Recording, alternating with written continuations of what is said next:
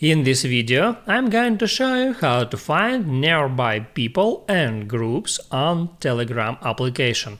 That is quite simple and easy to do, so let's begin.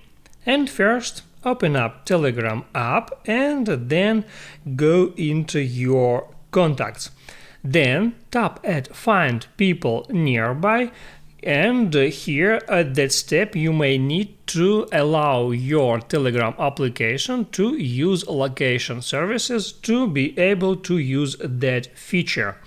And then here you can find at that list people near you. You can hit at show more there to get the list of all peoples near you. And also here you can find groups that was created near you in the same location that you, and here you can check just underneath the group name how far away the group was created and how much members it contains. So you can tap on each group to see its content, and if you want you can tap at join group to join it.